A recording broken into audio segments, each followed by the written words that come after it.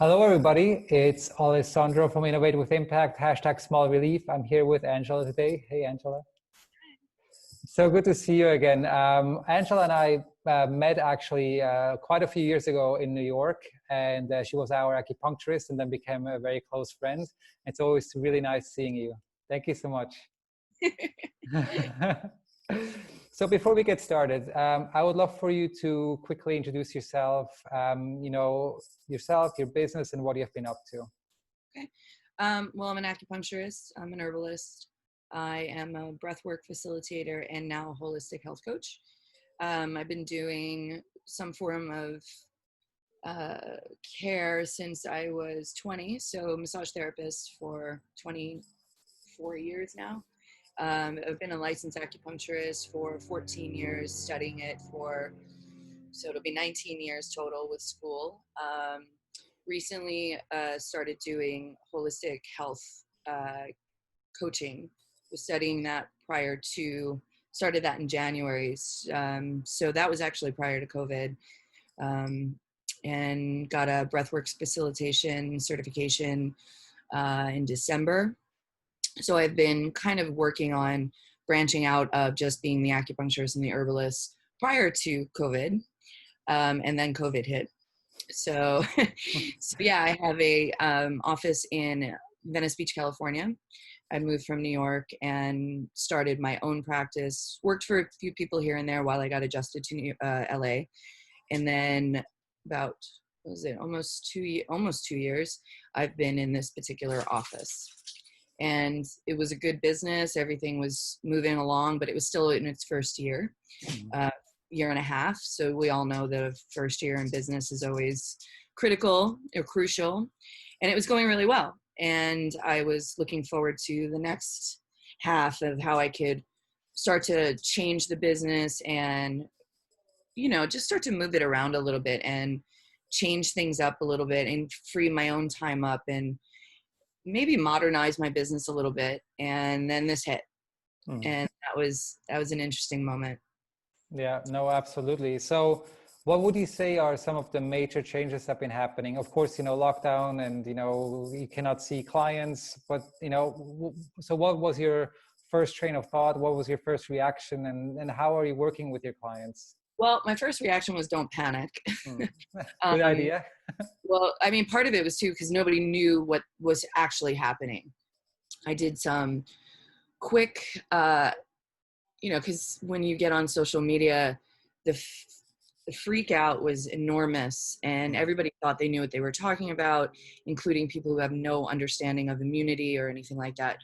So my thing was to not tell people not to be concerned, but also to talk to them about their own immunity and what they could be doing as prevention. And stress, obviously, and fear is the first thing that is going to completely decimate your immune system.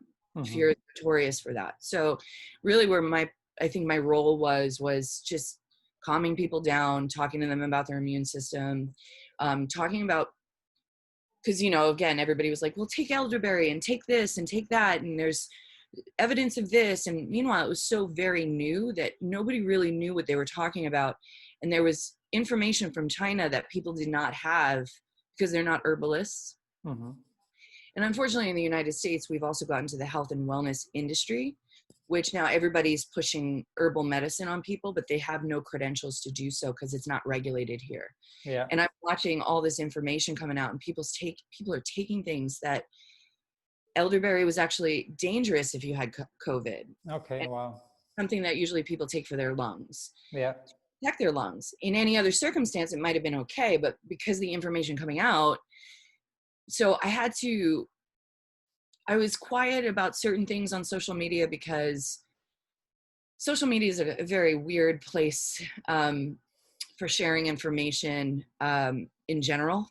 And people can get attacked really easily. And there wasn't a lot of research at that time. So everybody wants the research behind it. So it got a little complicated. So initially I worked until March 28th. And then I started seeing more reports come in, and then for my own safety and then for the safety of my patients, I didn't know if maybe I was asymptomatic. Yeah. So I decided as a precaution, as a responsibility to shut down. Yeah. I still had patients who wanted to come in, but they were few and far between because everybody got very, very scared and just disappeared. Yeah. And I, Understandably so, right? yeah, you're right. And I was okay with that. I did see a few patients here and there, only if they were no symptoms were showing, and if they really needed to see me. Yeah. And then that slowly dwindled because I think everybody just went inward and more inward and more inward over the next coming weeks. And then I was starting to do more online presence of also changing my own business. This was something I was planning on doing prior to COVID, and this kind of just pushed me into it. Mm-hmm. Initially, everybody was like, you should be doing this. You should be, doing breath work online, and you should be doing this online. And I was overwhelmed by it, really, because first I saw so many people putting content online from the health and wellness industry. Yeah. And it was a big push because everybody was understandably freaked out because they didn't have income coming in. So they needed to stay relevant. And I noticed there was so much. I didn't know if people were putting stuff online for themselves or for their patients or clients. Mm-hmm. And I didn't want to be in that mix. And that was a really hard decision for me because I wondered where your responsibility was in conveying information and adding misinformation for your own needs at that time. So I kind of pulled back. And I didn't know what I was giving. I didn't know what people needed at that time. And I just saw, the internet bombarded with health and wellness information. And I felt overwhelmed by it. And I can only imagine how people who are not in the health field were overwhelmed by it. And I didn't want to just get lost in that mix. I also didn't want to present myself in a way that I wasn't comfortable with by forcing myself to be online at that point. Yeah. So it took me a couple of weeks to put out any type of online presence. And then initially I started seeing a lot of people like, oh my God, I'm having this and that. And I think I might have COVID, and there was no testing. So what I started realizing was allergy season. Yeah. And a combination between the symptoms of allergies combined with anxiety could look like symptoms of COVID. So what I did was I started doing very brief, let's talk about allergies. And I started seeing people were really attracted to those videos. And then I started just asking, like, what do you need right now? And that would be the question I would pose. And then I'd get some feedback. It still took me some time. And then what I decided was I didn't want to be a COVID expert. Yeah. There's just too much lack of information to be a COVID expert at that time. And I didn't want to put myself out there that way. I did remind people about herbal medicine, and it's always been a pet peeve of mine. And it's always been something I'm very clear about with my patients, that not all natural medicine, it's still medicine. And if you don't know why you're taking it, you shouldn't be taking it. It could actually do more harm than good. So through that process, I started seeing the emotional side come up, obviously the stress. And then I started relating it to the organ systems and how it was affecting us by going in and not being able to go outward. And it was very unnatural. So I started doing things online about Chinese medicine, the season, what it means, how you can use it for your advantage or disadvantage. And that's kind of where I've been staying. Yeah. And I feel comfortable in that space. And I've been getting a lot of good feedback from that. And so that's where I'm at with the social presence at the moment. Again, that didn't bring me any money, that didn't bring me any, revenue of any sort. And that's okay.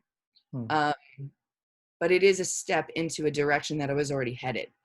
So I feel like I've been slowly honing in on my online presence and trying to understand who I even want to be online or how I want to convey what information I have that is of value. And that's that's the main thing for me is, what do I have that's to give? What do I have that is of value to people? What do people value right now? So really just listening to what's going on was me sitting back and observing the state of the world and just taking out where I could see that I could help. Mhm. And that was really where I've been for the past couple of months. But you're bringing up a super powerful and really relevant point, and I think this is true for anybody out there that is running a business right now, whether it be small, medium, or large size. You have to kind of find your voice, and this situation is forcing us to look at opportunities in entirely new ways. And so it's a fact. The only way, in many regards, that you can communicate right now is through digital tools. So. And I totally agree with you. I think a lot of people were just kind of like trying out a lot of things. And I think that's perfectly fine as Right. long as, you're not putting people's lives at risks, essentially. So if you're just putting things out to just, try something that actually could harm somebody, giving out wrong information, I think there's a huge responsibility. Right, right. And it's and also the health and wellness industry in general has been blowing up in the United States, and not necessarily in the right way. Hmm. Especially as an acupuncturist, we are licensed, we have malpractice insurance, we fall within the medical. We're not outside of medical, but we're the lowest man on the totem pole. So we don't get the respect that we deserve, but we also are legitimate by Western standards because we are held to Western standards. But there's a lot of people who are not within Western standards and they have no regulation. And it can get a little messy. No, absolutely. Yeah. So for me, I want to give the best information I can without stepping over my credentials and without putting anybody's life at risk, obviously. But also to remind people that it's not just, nobody's going to know what's going on with this thing for another year. Yeah.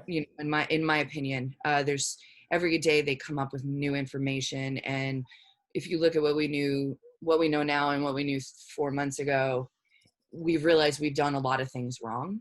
And I think when they start to compile, and hopefully countries will get together, because the United States is very tricky right now, and start sharing information, and we'll get the real story. I think in a year from now, we're going to see a lot of how many mistakes we've made and what misinformation and how to go forward. I don't think anybody really has a good answer at the moment. So what's your key advice to people, like from your own experience, right? So maybe a piece of business advice and a piece of health advice that you can share from your own experience. Right. So health advice is going to be, immune system is important. And stress and fear are the first thing that will destroy your immune system. So that doesn't mean take a bunch of herbs. That means eat well, get a lot of sleep. Because people are also going through quarantine fatigue. They don't understand why they're so tired and they don't feel well, considering they're not doing anything all day. And it's because of trauma. This is a collective trauma. Nationally, every country is having their own collective trauma. And also get off of I call it the idiot box, Facebook. It's toxic. It's got so much just doom and gloom. We forget that there's still good things going on in the world. And that constant bombardment of bad information and also misinformation, and constantly, because everybody just immediately was on social media all the time because they wanted to connect. But they weren't really connecting. They were just venting. And I understand that people were looking to connect in a way because they can't see their friends, but they weren't connecting in healthy ways. So trying to keep some semblance of normalcy, a routine, a schedule was really, really important during the quarantine. But since we're all past that, it's hard to say, like, we've already been past that. So now we need to look at what's happening now. And what's happening now is people are starting to move outward again. And it's going to be a slow transition, and it should be. And you should take a moment of pause before you just jump back into normalcy, because we've been very internal what I'm noticing here, especially in LA, everybody went so internally, which is really wonderful in a lot of ways, because you really started to see what was important to you, what the necessities are to you, what was frivolous to you, what is no longer important. And I think for some people, especially people who are incredibly extroverted, that was incredibly difficult. And it made us really look inward, which is very uncomfortable for some people. Some people who are introverts like myself, I've been training for this my whole life. I was fine. But what you were seeing was, you know, people were really starting to dig deep into their own stuff. And we had a moment where we just had nothing but time to do that. But then we had an external stressor, which was, will I get the PPP loan? Will my business survive? What's going to happen? You know, are kids going back to school? And I feel like people who had children at home, I feel for them the most, because they took on roles and then there was no space. You know, everybody needs individual space. And when you're all in a house and you've got kids that you have to constantly entertain, especially for people who are like in New York coming out of winter, there was no outdoor space for them to go with their kids. So that stress was exponential for them. So the finding a way to have space from people you even love was important. And trying to keep that normalcy for your immune system was really important. Your body likes regularity. So then if all of a sudden you're working all the time and you have this very specific schedule, and then all of a sudden your schedule goes haywire, a lot of people, it's like when you go on vacation and all of a sudden you feel you were great and all of a sudden you go on vacation and then you get sick. It's because your immune system was finally like, oh, I can rest and I can allow you to express your illness because your body's not in a movement, flight or fight. In LA, and especially like places like New York, where people are always go, go, go, productivity, and all of a sudden it stops, they realized what was underneath all of it and they were distracted from it. And then all it came to the surface. So that was really hard for some people. Some people thrived during this time. Yeah. And I don't think there was any proper way to quarantine. You know, everybody's like, well, you should be doing this and you should be doing that. And it's very stressful for people to shame you for the way you felt at that time. And I think however you got through it was however you needed to get through it. Because there was no template for how to quarantine. No one's ever done it before in our generation. So what I see now, and this is the thing where I want people to really take note and pay attention, it's almost like we just came out of this dark cave where we just spent all this time thinking about our own stuff. And now that we're moving back out, we're starting to remember like, oh, we share the planet with other people. We share the streets with other people. We share with other people. And we were so upset that we didn't have other people around us. And now that we're moving out, people are not paying attention to how their energy or their actions affect other people. And we have to be mindful and think of others again. And it's going to be a slow transition. And I feel like some people aren't paying attention to that transition. Still take your time, you know, check in with yourself before you leave your house. That I think one of the best things is every time you leave your house, you should remind yourself other people have been through a collective trauma and nobody knows where anybody's been at. So if you walk into someone on the street and they're doing something that maybe upsets you, step back before you react and project, and remember that we don't know where anybody else has been at. We don't know, and look up at people. Hi to people. Remember that they're there and recognize, okay, everybody wants what they want right now, but it's not normal yet. So you're going to get frustrated. I notice with the small businesses, people are not incredibly compassionate with their small businesses. Everybody wants their haircuts and stuff, but you're also realizing some people are a little fearful of going back to work. And again, like even like myself, I'm opening up hours, but I'm doing it slowly because it's not warranted for me to be there 5 days a week. I wish it was, but that's not the case. So I'm trying to figure out what normal is for me right now. And because of what I do, I'm a caregiver in a lot of ways, and people come to me to feel better. But unfortunately, I've also been through this with everyone else. I've had my own stresses, and I still have my own stresses, because now I'm looking at my business thinking, oh my God, I have to go make this happen again. I just built this business. Now I have to rebuild it. And that's a daunting, overwhelming feeling. So I'm only doing 3 days in a row of my normal old hours. And what I've realized is some people don't realize that I can't just come in at a random time because that works for you. So I'm asking my patients to be understanding that I'm also a small business owner, and I still have my own stresses. I will be there. And you're human, right? I think this is an extremely important point. Empathy is extremely essential right now. And I think what you're saying is super powerful, because when you're closed off in a closed environment, all day long, and, now for months, people are, of course, maybe you go out quickly or something like that, but it's not like you're surrounded by people, you're not going to parties, you're not going to restaurants, not any of that. And you have a lot of time to spend with yourself. And obviously, sorry?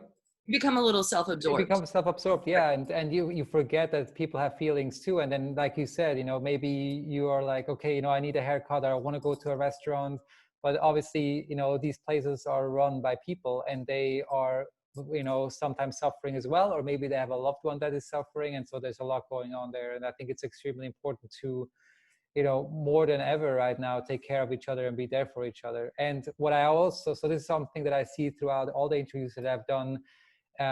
There's also nothing wrong with having or showing weakness right now. Actually, I think it's the perfect time to reach out to people if you're feeling weak or if you need help.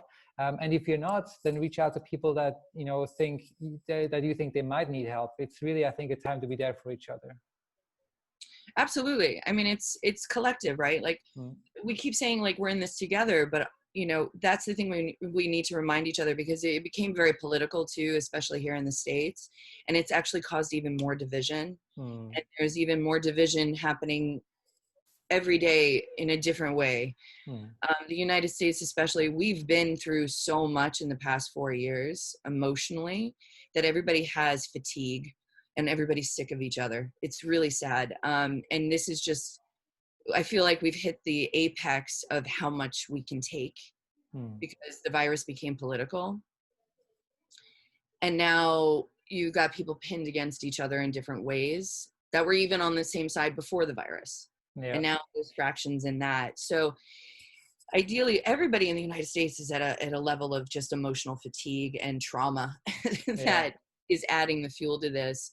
But again, it goes back to, we've all suffered a lot of different things, and now we need to come together and reestablish some type of normalcy. But normalcy is a very loose experience at the moment, right? What is normalcy?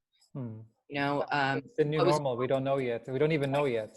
Right. But also, what was normal before wasn't actually healthy. So, we have the potential to put all that energy that we put into division into filling the cracks. Like what I've noticed is when everything crumbled, you saw the cracks in these systems. But what's gonna, what breeds innovation is necessity. So you're gonna see a lot of innovation come out of the necessity of where we saw these huge gaping holes in our society and our function in corporations and business. And you're also seeing which corporations are doing good by people and which ones aren't. And where you put your money is important. So I think a lot of that's going to happen throughout the next year or so, into the election season and into all this. I mean, right now I feel like we're just gaining intel about life. But on a personal level, getting grounded in yourself and taking a pause before you react is really, really important, because we have a lot of knee-jerk reactions to everything. We're very emotional. Americans are very volatile. We're very emotional people. And my first thing is I'm really staying off of Facebook as much as possible. I'll pop on to it just to see where everybody's at. But what I realize is it's gotten even more toxic. And I only kind of go onto Instagram as far as because there's still great photos and it's, excuse me, a little more artistic. There's not posts, political posts. There's not memes. Like that's not really part of Instagram. So Yeah. I think that's really nice to see. To remind people that there are still beautiful things happening in the world. Digital detox is really important. Get out into nature, especially now that you can, right? Because it's good for your immune system. Here, the national parks are slowly opening. I went hiking yesterday. They are bombarded by people. When somebody asks you to do something for a business or for the ability to use our public spaces, just do it. Wearing a mask is not a big deal, whether you believe in it or not. That's where a lot of our controversy is coming from. Wear the mask. It's not a big deal. I mean, I lived in New York 9 months out of the year. I felt like my face was covered anyway. It was so cold. So it's not that big of a deal for me. I reminded myself of that the other day, and I'm like, well, at least it's not biting cold. So that's okay. Right. Yeah, you know, be gentle with yourself and compassionate with yourself about a lot of people gained weight. So what? Like, you can take it off, you know, be compassionate with yourself. But also when you're compassionate with yourself, I think you learn how to be more compassionate with others. The reason why you're not compassionate with others is because you're not being compassionate with yourself. And it starts with yourself. So that is probably one of the biggest takeaways from this I've gotten from my own personal experience. As in like Baba Ram Dass, like loving awareness. Acknowledge how you're feeling, but don't add weight to it. You know, don't throw the story. Like, I'm stressed, and I'm stressed because of my business isn't doing well. And you know what? I've worked so hard. I've worked so hard my whole life and nothing ever goes right. That's how we put weight in the bucket that brings us down. Yeah, and I think it's easy to go there, right? And in the end, you know, and sometimes it's good to vent. I think if you feel the need, you need to let it out, because otherwise you bundle it in, and that only is going to cause whatever disease or stress or whatever. But in the same time, we have to also work through it, because otherwise it's not going to go anywhere. Absolutely. You know, it's a pressure cooker.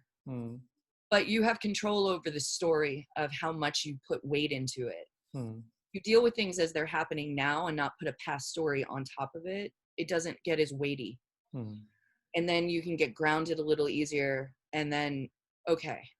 But the checking in is really important. And I think people need to check in constantly right now. Like, okay, I'm feeling a little irate. Acknowledge that you feel irate, or acknowledge that you're frustrated. And then sit with it for a minute.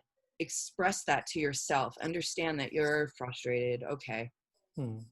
Does that need to dictate your entire day or your entire week? And if you're noticing you're not able to shake it off a little bit, then maybe you need to talk to someone, you know, about your feelings, or talk to someone who, if it is about business, talk to someone who knows more about business than you, you know, because they just might have some insight that you're not capable of seeing at that moment. I mean, I'm really lucky because my landlord for my office, like, I have overhead. And that to me was the most stressful. I was like, I just built this business. I can't pay my rent. And my landlords were unbelievable. I was really fortunate. They were like, we'll get through this together. Don't worry. Give us whatever you can, and you're not going to owe us the rest. Because I'm also helping them. Because if I leave my office, they now have an empty space that they're not collecting revenue to pay their mortgage. Absolutely. It is a chain reaction. Some companies don't have that luxury. I have been super fortunate, but I'm also working with my landlords. I'm giving them treatment to offset what I can't pay them, and they value what I give them. And they're and they have a building. God, they have 2 floors, so many suites. They have a lot of renters, and they have quite a few properties. But this is, I think, one of their only commercial spaces. Some of their commercial, you know, tenants have been in there for 12 years, and they're very selective about who they want in there. So it's in their advantage to have great relationships with their tenants. and they have great relationships with their tenants. Great relationships are what's going to get us through. And it's not this, Absolutely. and that's a huge factor. Business is about relationships.